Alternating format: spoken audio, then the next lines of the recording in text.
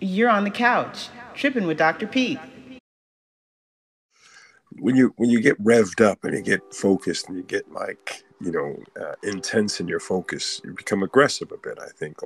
And then I also think that fatigue is a part of it too. So working out, just being consistent with workout it's tiring.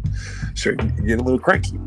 So I started thinking about, for me, what the antidote to what I'll call crankiness is. I think the antidote to a lot of things, fear, shame, sadness. I think a lot of the antidote is in this realm of compassion, kindness, and love. And I know it sounds real cliche, but one of the, I think, important components of compassion, there was a great question that was asked yesterday. They said, well, am I supposed to just be compassionate when someone else is being an asshole? And my response to that person yesterday was, yeah, because you being an asshole gives them domain over your being. That's one. A second part is, you being an asshole has toxic effect to your energy and to your being. So the whole Michelle Obama, if they go low, we go high. It's obviously not Michelle Obama, but she became popular for that phrase. And so I think it's a very Buddhist philosophy, but a very Christian philosophy, right? Turn the other cheek. It's the philosophy that has stood as a basic ethic in most religions, is that you don't conform to the ways of the world. That's literally a scripture. And I think that's a very powerful concept and difficult to do, because you think, in some ways, it feels like, and this is Gandhi and Martin Luther King, it feels like you're letting people take advantage of you. But I don't believe that that's what it is. In fact, I believe in those moments, you're allowing for a person to kind of have to reflect on themselves, to be able to see, who they are, what's going on for them. So you shame them into a point of self-reflection. So I think this notion of kindness and compassion is really important. And so for me, when I find my energy tilting into any other energy, like I said, fear, shame, sadness, if you find yourself in that space, I think the antidote is kindness, compassion, loving energy. There's this idea about these energies being kind of on opposites, right? As you feel more fear, you can't love. To be in love is to be very vulnerable, right? It's very scary when we're in love. At least Freud says it may be the most vulnerable time. And so, people have to go, in spite of their fears, in spite of their reluctances, to love, which is not easy, especially after you have a history and you've been hurt in different ways. You learn love is not necessarily a safe thing. And, especially that naive love, that just kind of the whole thing. Most of us don't get another chance at that once your heart's broken. But sometimes you still kind of can find yourself in that space of falling all the way. But it's a very vulnerable space. It's very scary. And so a lot of times where people will, they'll try to caution themselves by being jealous and, I'm scared, I'm loving so much. What happens is a jealousy will erupt out of that. They'll start checking phones and, kind of being demanding, but where you go, that type of stuff, because it's scary that for some reason this love can betray you.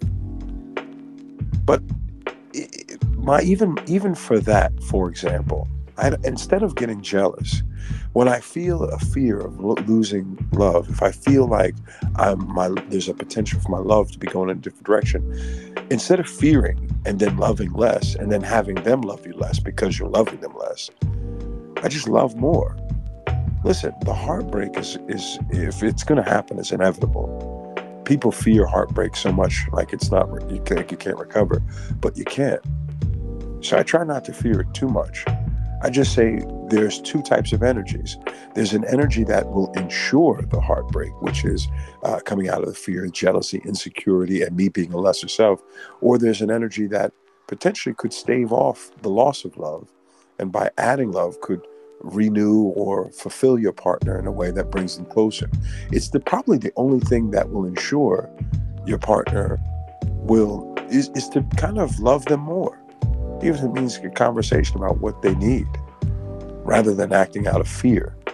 So my thinking is, again, love is the better antidote to fear. Love harder if you're feeling. See, I think it's just the way to do it. In the end, you get to feel good about who you are. You have a vibrational frequency that's positive, and it's right for your energy. So it becomes a philosophy. Compassion, people say to me, again, in yesterday's talk, someone said, well, how can I be compassionate if the other person's just so limited and kind of, they have all these limitations? Am I supposed to just be nice to them? That was her statement. I thought it was really, really honest.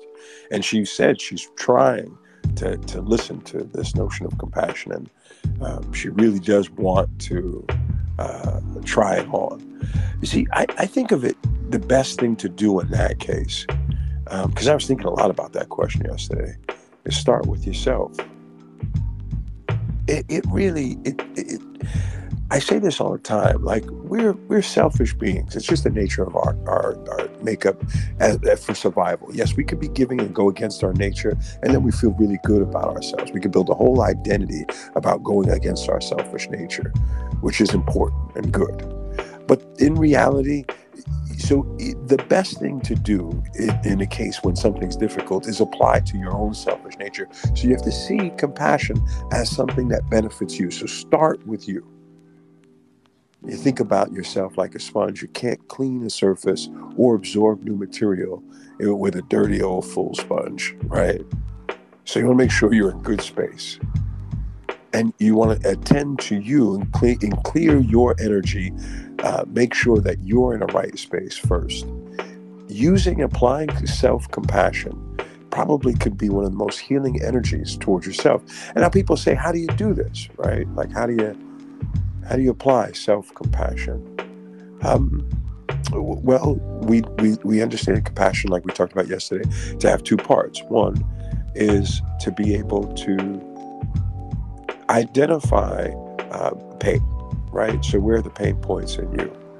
And then secondly, to have kind of an emotional connectedness, a desire, a wish to heal the pain, right? And maybe even a call to action, maybe. Right? It doesn't have to be. Compassion is an emotion. It's an energy. It's a feeling, right? So that compassion, that loving energy, hopefully it will inspire you to do something to alleviate the suffering. So first, that becomes your first level of analysis. Where am I suffering? How am I in pain? What's going on? Like, is it a quiet pain that I'm not quite aware of? Where's my suffering? And in some ways, once you even things that you don't appear to be suffering, you start to recognize that there's suffering underneath the surface. That can be really helpful. I always bring up the example of food, eating. That's my kind of emotional soothing point. It's like my emotional pacifier is food. But people have many different ones. You might have sex as an emotional pacifier. Drugs, right? People sometimes, right? So whatever you're pacifying, there's something underneath the surface that's probably bothering you. Now, it could be fatigue, but it also, which is a suffering, a type of suffering, being overworked, being exhausted. That is a type of suffering. It could be, anxiety, worry about something that's, up. It could be sadness, something that has occurred, something that, you're experiencing and going through. These emotions you could be trying to medicate, alleviate. That could be your suffering. A lot of times we act out of that space. And that's what I was saying even when I did the talk, is because I was looking at my own. Whenever I see aggression, I see myself in conflictual situations, being maybe argumentative. I have to do a self-check, like, what's going on? I'm human too, right? We're all on this. So I recommend that you do that. You take a look at yourself and try to identify first, where are your pain points? When you can do that, you kind of have an idea of what you may need, right? What the antidote is, and how loving yourself should look, right? Does it look like rest? Does it look like healthier food, right? Because I have to say, it's really hard to be addicted to grapes. It's really hard to be addicted to vegetables. It is. So I have to say this. While I do emotionally eat, there is a drug in food that I'm also connected to. Sugar has its own thing, right? It's you're looking for a specific type of high. It's not just food in general. I won't say I'm addicted to chicken salad. Well, not the one with mayonnaise. I'm talking about like chicken with salad. Like clean food is not what we're talking about here. Right? We're talking about the cakes and the carbs and all that stuff, right? Yeah. So my point is, you find out what your suffering is all about. You find out how you're trying to address it, and because the subconscious is just working through kind of what would be instinctual ways. You feel anxious, maybe you become aggressive. You feel sad. Most of the time, anger is a function of sadness. Most of the time, there's something there that's making you sad. So you try to identify what your void is, what your source of suffering is. Then you try to give yourself some healing. In the very least, whether you do anything different or not, it does begin with you forgiving yourself for being human. Because there is a bit of suffering that goes on whenever you're your lesser self. Right? Whenever you're not your best, you feel a bit of shame. And so what you do with that is you just kind of put it in a context, because that's what compassion is about. It's about trying to understand and put into context your humanity. Saying to yourself, you're okay.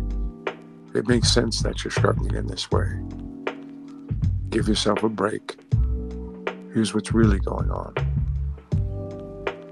You're not bad.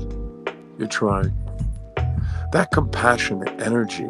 See, what happens when you're not compassionate with yourself? Well, now we're talking about self-compassion now. That's where we're starting. When you're not compassionate with yourself, you create an anxiety loop. Right? When you're hard on yourself, the very anxiety that you have becomes amplified. You become harsh with yourself. And now, whatever was irritating you, whatever you were suffering from, becomes even worse. And now you'll act out even more. Yeah. So it doesn't, and this is what the research shows. The research shows the self-criticism, being critical of the self rather than compassionate, being critical of the self actually perpetuates anxiety. And in the study of eating, and that type of thing, like drug use, it will perpetuate more drug use, right? You'll find yourself looking, because the anxiety is the thing that you're trying to assuage in the first place. You treat yourself, you have a harsh narrative with yourself, and then that will push you, and the study was done with eating, but it'll push you to eat more. Right? So being harsh with yourself never has a good reason. Now, the same is true with other people. But we're just really focusing on the self, because once you find that ability to forgive yourself, you begin to heal yourself, and you see it as a superpower and a frequency that you only want to exist on. You become less interested in existing on any other kind of frequency than that of love. You start to feel the power of that energy. Yeah, it's a powerful thing. And then you start to, it's kind of like meditation. I don't know if you've ever spent a good amount of time meditating. I remember even when they would do meditation after yoga at the gym, I would be in this deep state of meditation and relaxation, and come back out of the yoga room, the little room in the gym, and go into the rest of it. And it felt like everyone else was on a different energy wavelength. Like it felt like I was completely calm, no anxiety, and I was like observing and witnessing their anxiety. It's like a whole different state that you create. And that's what I'm saying. When you start to resonate in the energy of love, you feel the power of it. You feel how you may be, and your energy may be different. You're kind of walking almost above the masses, above most people who are in this energy and frequency of fear that you can now identify. Because you can identify it within yourself, it becomes easy to see it in others. So, the pain that you know in you, it becomes very familiar when you see it in other people. So the notion of compassion becomes a lot easier to deliver, because you're like, oh, I know what's wrong with you. You're suffering too. And even when you see anger, and even when you see acting out, you see it all as suffering. So you don't respond to it in the same way. See, when a person's angry, the nature of the defense mechanism is to push you away. That's what anger does. It's by nature trying to like back a person off because they're injured. It's like an injured animal, right? It's like trying, like it's so scared and it's trying to back away from me. I'm hurt. I can't deal with anything else.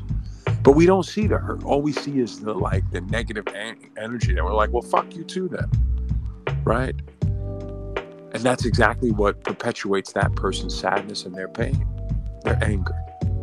It makes them, and that's what happens for us when we're angry. It just puts us into a deeper space of loneliness.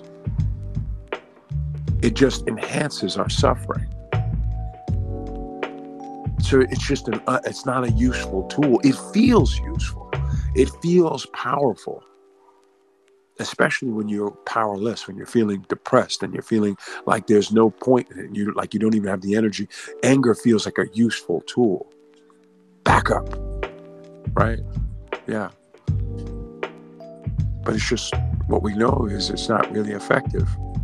It's toxic to your system on multiple levels. The brain doesn't function well under that energy. Your being doesn't function well under that cortisol, under that stress. It doesn't do well for your system. Conversely, the loving energy, it puts you in a state where, first of all, you don't have to, it relieves, your suffering by being compassionate with yourself. It says you don't have to be in pain. You don't have to be hard on yourself. You don't have to perpetuate this critical narrative of you. You can let go. You can let go. You can forgive and restart. That's a beautiful, beautiful disposition, to be able to forgive yourself and restart. Start fresh. I love it. They talk about the love languages, and they oftentimes talk about them going outward. This notion of, thought, acts of kindness. There's I believe there's 5, if I'm remembering correctly. Acts of service, thoughtfulness, touch, gifts, giving, right? Time. If I'm remembering, I think I have them. If what I suggest that you do is you take those things, you look them up, look up love languages, and you take those love languages and you apply them to yourself as active forms of self-compassion. Now, that's not quite it, right? Like, it's a little bit different, compassion and love, but love being the remedy there. You give yourself the love that you need in order to heal. Time. Take some time for you. I mean, off from work, off from any other thing, time is always a good medicine. Time to the self. Solitude is always a good medicine, from my perspective. Time with loved ones. Sometimes that can be difficult, right? Especially if you're not in the right space. So I think sometimes it's good just to have your own, like to be in the space of your own mind and sort some things out. Rest is really important sometimes, and not just sleep, but resting in an energy that is good for you, renewing your energy, doing things that are relaxing for you, that are free of worry, that make you smile, that let you kind of escape, the heavies of your life, the worries, the stressors of your life. We all need breaks from that. So that's a good one, right? Buy yourself some things, little gifts. You can go to the dollar store and treat yourself to a bunch of little stuff if that's what makes sense, Maybe buy that perfume that you've been waiting for, the cologne that, you just love, Just a little something for you. Here's the thing, that you talk about gift. It's a gift to yourself and add to your being. I sometimes go shopping in my own cologne drawer. Because, there's, you don't wear all your colognes, right? So, or your perfumes, right? So you go figure, but pull something that was from the back, pull it up front. It's a gift to you to smell good, right? It's therapeutic, aromatherapy. So it's nice to really kind of treat yourself well. People think about a spa day. Yeah, it'd be great to do a spa day. That's an awesome gift. But you can do a spa day anywhere you are. You can go sit into water. I mean, when you take a shower, you can take a bath, you can take a hot bath, you can take a long, warm shower and be present and mindful. What the difference is when you create space for that, you're being present in it. And the experience, which is available to you no matter what, every single day of being present, it's different than when you're thinking about, I have this to do, I got that to do, right? Give yourself the gift of being mindful, being present. Something beautiful about it. Not worrying about what's next or who else's agendas or needs are to be addressed. There's something powerful to that type of self-love, I think. Now, to go all the way back, and we'll talk a little more about kind of like how you actually do this thing, right? But one of the things that I believe is true is once you have done well to love yourself, you change frequencies, you change your level, right? That's a better word, level.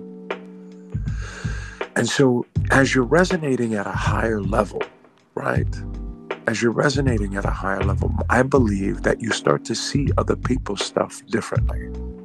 You can see their suffering as you work through your self-compassion. You're able to see their suffering. And there's a part of you then, it will almost make sense that you'll feel the empathy. You'll feel a wish to alleviate it. Now, I gave the example yesterday, and I try to use an example that I think is a really difficult one.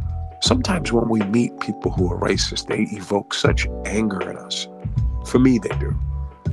I know, for some of you, you're like, what do you mean racist? I'm racist, right? Right? So, but for me, it evokes a lot of frustration, right? A lot of anger.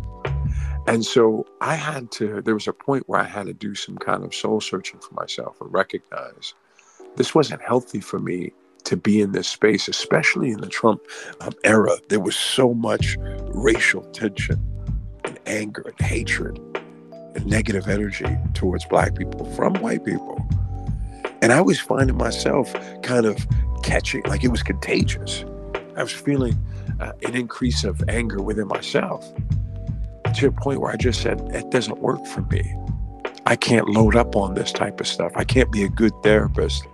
Can't be a good father, husband. I can't be good, a man, with this level of tension. It feels like I'm on edge. It's already tough with COVID and so forth.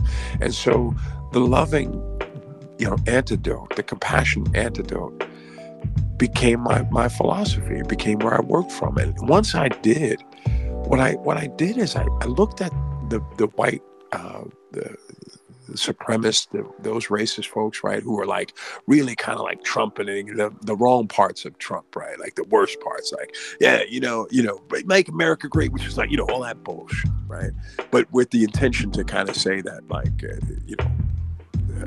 just anti black all lives matter, like they were just being horrible, right. And so what I did in those moments is I felt sorry for them. I evoked compassion. I felt like, first, the great majority of them were ignorant, uneducated. But even if they were educated, that wasn't really the point. They were just in a space where they were trying to grasp onto some, they were like scapegoating. They were looking for some place to place their pain. And that's how I looked at it. I looked at it that they were very fearful. They were struggling. I remember a lot of people who would come to the trumpet. They wouldn't even have any teeth. They'd be missing like 3, 4 front teeth. Like they've just, and which is a sign that listen, it's a sign of socioeconomics, right? And so these people were suffering, but they were feeling a sense of pride and excitement about being white in America. How misled were they?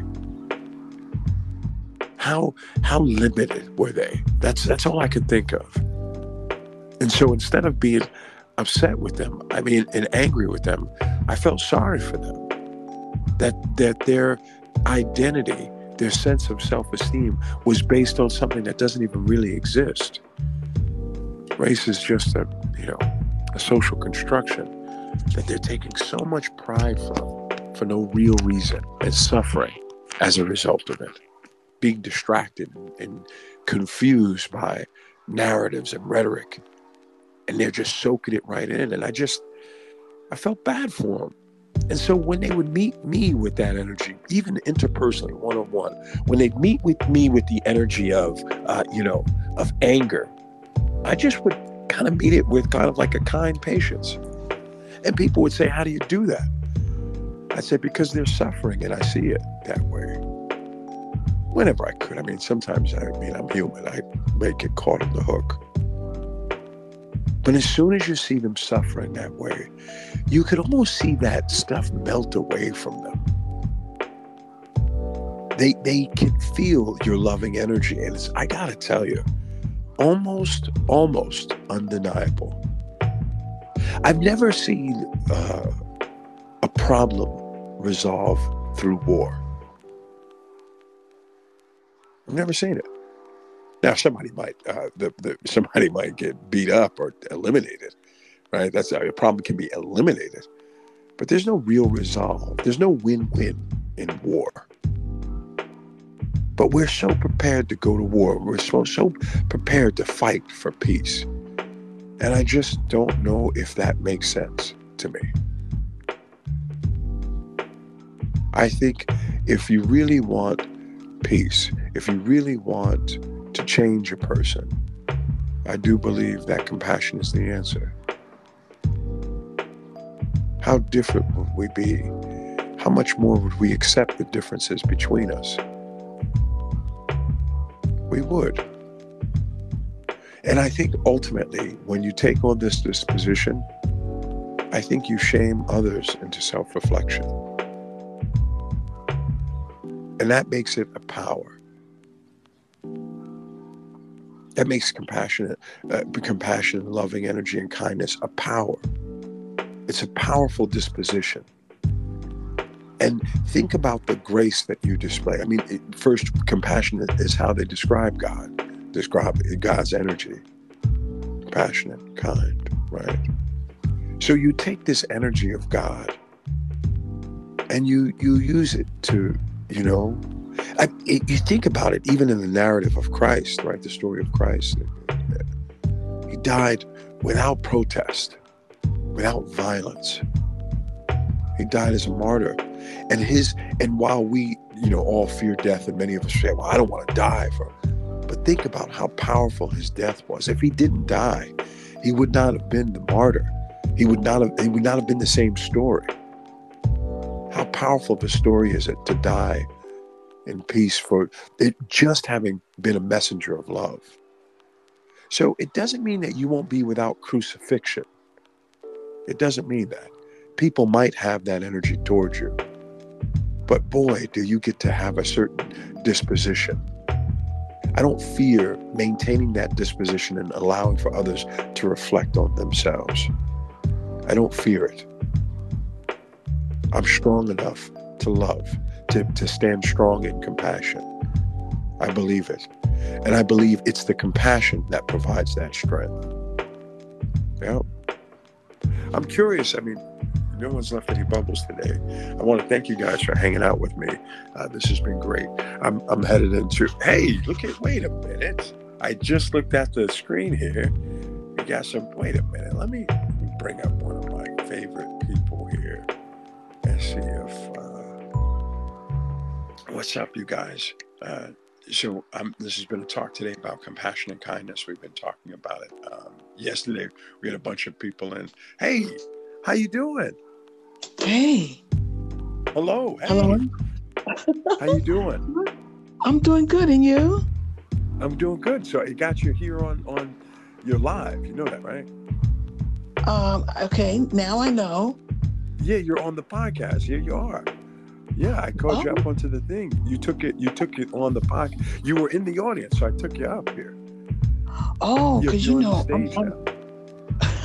I'm in the office. Are you at work? I'm okay. at work. And it was quiet, so I'll put you it was back down, quiet. buddy. So I said, "Oh, let me listen in." Is you talking about love and kindness? I said, "Oh, let me hear what he has to say about it." What are your thoughts, real quick? I'll have you just say your thoughts if you can, and then I'll put you back down in the audience. I know you're at work. Okay. What are your thoughts about this notion of love and compassion and kindness? I think you're on point with what I have heard you say. And of course, like you said, it goes along with the most religious teaching, turn the other cheek and so forth.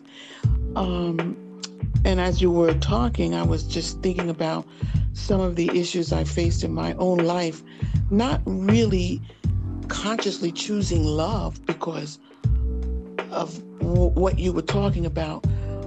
But I think I was choosing love because sometimes to choose hate is just so weighty. Yes. And it just makes you carry around, an energy and that I really just didn't want. And so, I didn't know how not to hate.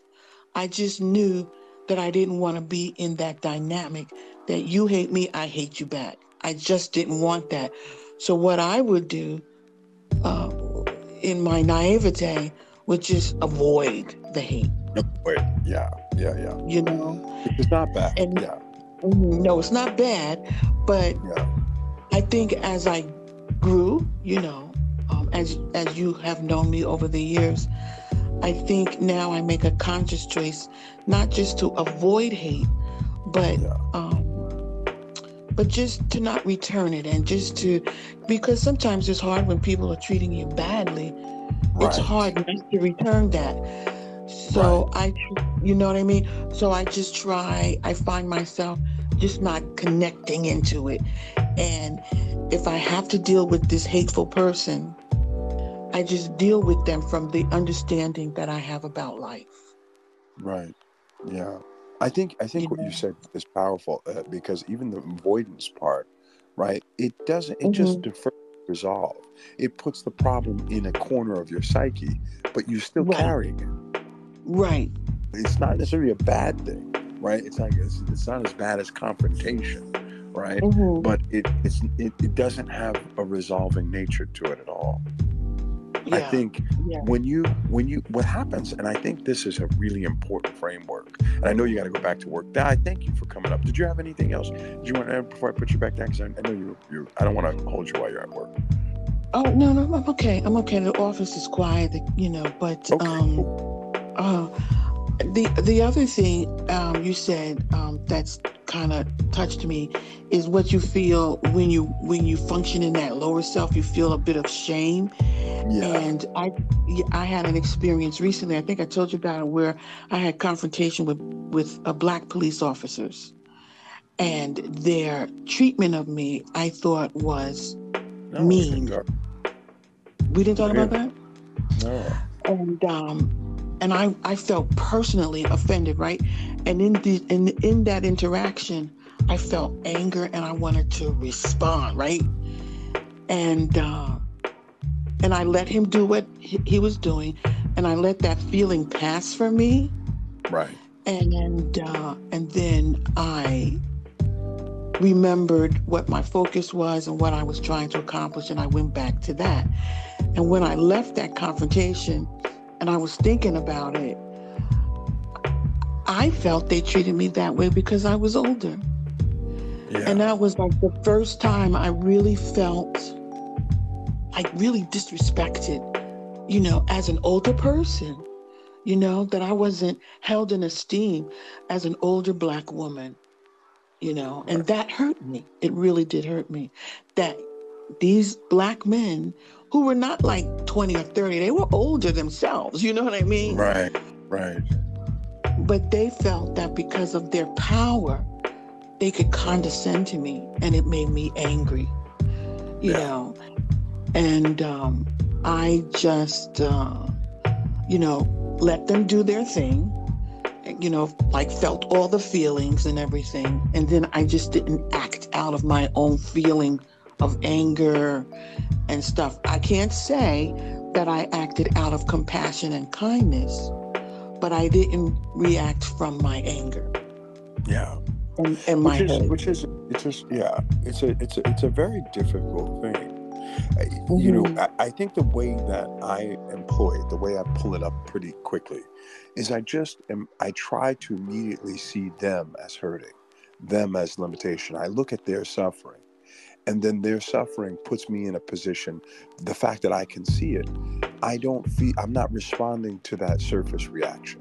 Whatever it is that they're doing on the surface, that's related to their ego, maybe their insecurity, they're probably bullied as kids, whatever fear that they have going on, need to have some level of authority, whatever dysfunction is going on for them, I'm just not going to respond to it. Like I see it as I feel, and then in my mind I try to say, I feel sorry for you. I feel like I feel sorry for you. And that's the compassion piece. And what happens too, check this out. This is a strange thing. What happens is, as you start to build the muscle, the routine of doing it, it's like any other act. You start to do it over and over again. It becomes your default. First of all, because when you walk away, you may in fact shame them into reflecting. They have nothing, because the opposite is true. When you become their projection, then they say, see, I knew you was a nigga. Like I knew it. Right? Well, one thing I'm doing I just did it Monday. I just did that Monday. It was a little kid acting out in art class. She was screaming. And I said, come here. And I went over to her and I said, why are you screaming? And she said, I thought she was screaming because she was, just being disruptive. She said, I have to draw a picture of a movie theater and I don't know how to do it. And I said, oh. I said, well, I'll get my phone and I'll get you some images of the movie theater and then you can draw, So I sat with her through the whole process while she looked at the phone, made the picture and everything. And then I saw her maybe like 20 minutes later out in the hallway after the class had ended. And she just ran over to me and she hugged me. Yeah. You know what that evoked the image. There's this cartoon where there's this like grumpy old giant. And he's like mean, and everybody's scared of him. And I think it was like, I don't know if it was Bugs Bunny, whatever it is, the character found that he had a thorn in his foot. And then when he removed the thorn, his whole disposition changed. The giant became friendly and thankful, and I think many of us are walking around with a thorn, With a thorn. Yeah. And we just don't, and from the outside you can't see it. But just know, most people don't want to be angry. They don't want to be that way. There's some thorn there. And when you can see it that way, you can ask yourself, am I the person who can, through love, remove the thorn? Or maybe not. Maybe I'm just not a person who's going to add more suffering. There's something about that is a soft approach, meaning it doesn't mean that there actually has to be an effect. But there's two things. One that you can know is you're not going to take in the transfer of negative energy. That's one. That's a protective energy about this compassion thing. So one, it doesn't change your state. But two, it also plants the seed of love.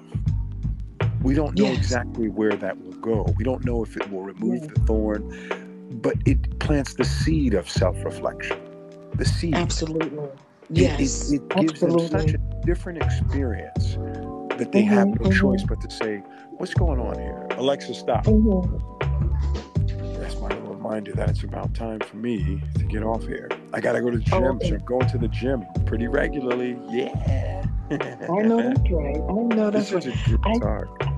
yeah, I sent you. I don't know if you got it because I don't know if I did it correctly, but I sent you something to look at, All right. to think about a potential topic for you. Okay, for us. I'll have you come on and do the It could topic. be for us, or it could be for Okay. you. But I just think this is something that needs to be discussed on. It was from the Tom Joyner show. It's What something was the that needs to topic? be. It's a discussion about how the entertainment industry uses Black media to perpetuate the image of Black male criminalization and Yeah. the hypersexuality of Oh Black yeah. women. Yeah. Yeah.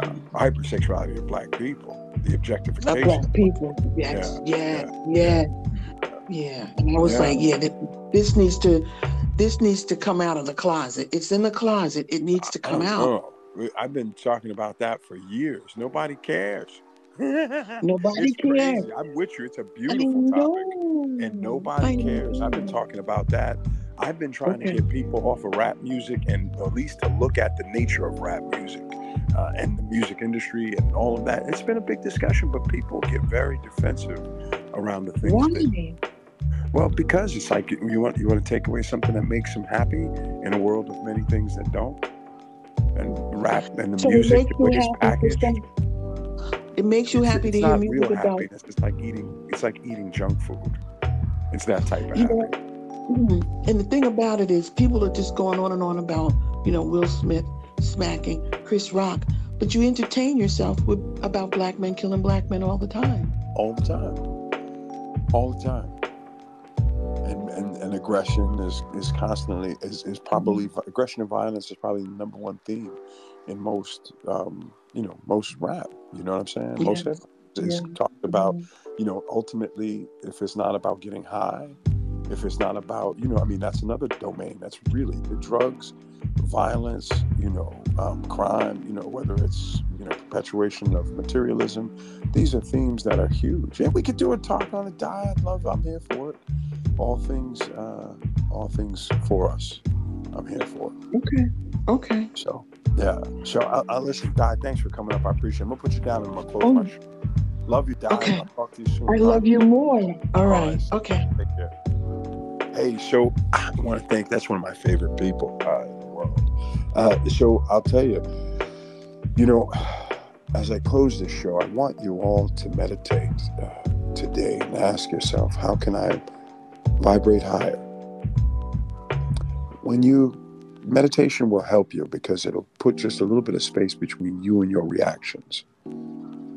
When somebody aggravates you, try, if you can catch yourself, breathe, take a deep breath, and try to push your mind instead of to focus on you and how you're under attack, to focus on them and maybe even think about what might be their thorn.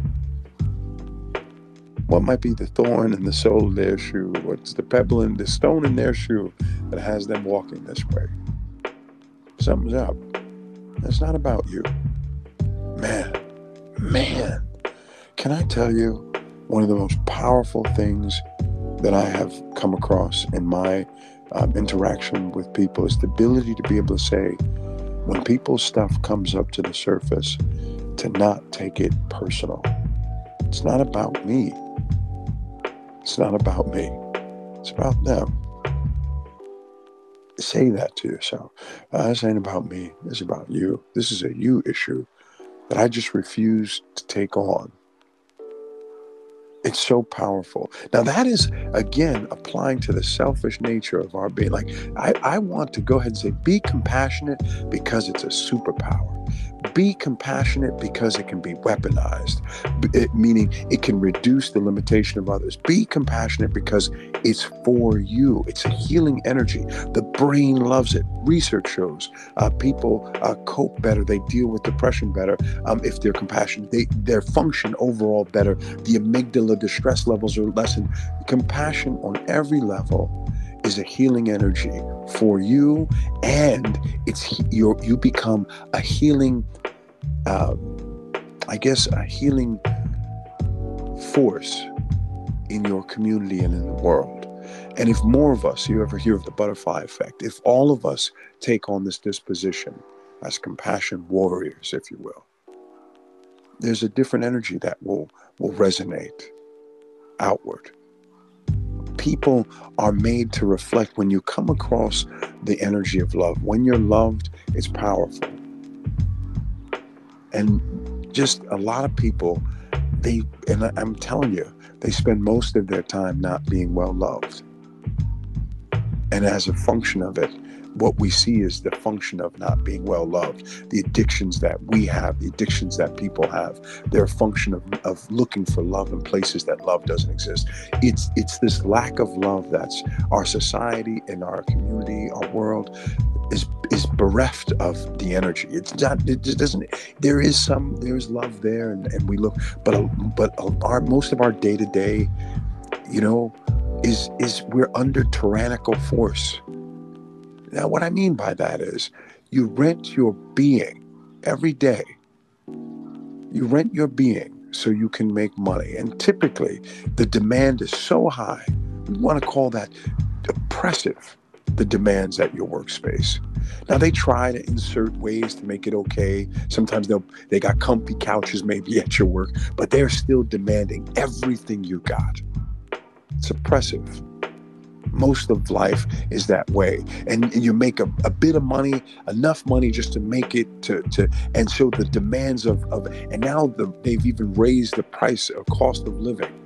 I don't want to say they, but the price of cost of living and so now it's even more demand on your being. Everywhere you turn, when you turn on the news, is constantly met with anxiety-provoking tragedy and trauma that we're witnessing. It becomes, I think, it only makes sense that we would need the only force that can heal us from this, the only thing that can give us respite, break from all of this, I think, is the loving energy. And I'll close with this. They asked Christ, said, what's the most important commandments? I said, love thy God with all your heart, mind, and soul. Love God with everything, right? And he says, the other thing he said, and you know what? Love your neighbor as you love yourself. That's it. He said, these are the two most important things. Love, and love. Right? It's love yourself as you love your neighbor as you love yourself. Now that's something. It's been commanded. It's the most important of all the teachings is to have great compassion for you. Make sure, and that becomes important. It's predicated on your ability to love yourself. You have to be able to love yourself first, right? Because how can you love your neighbor well if you don't love yourself? So have compassion for you, and then take that compassionate energy and put it outward to your neighbor. Yeah. I wish you guys great compassion and love today. I love you. Thank you for showing up. I appreciate you being here. This has been a good talk. And we'll talk some more about compassion and kindness tomorrow. This is the week of it. I needed it. I had a rough start. I was feeling a little bit cranky in the beginning of the week, but picking up and refocusing my energy on compassion and kindness has been helpful for me. I hope it's helpful for you too. This is Dr. Pete, and you've been tripping with Dr. Pete. For the full show, please listen to us live on stereo, or you can listen to playbacks on YouTube, Anchor, and Spotify. Thanks so much for tuning in. Until next time, Peace.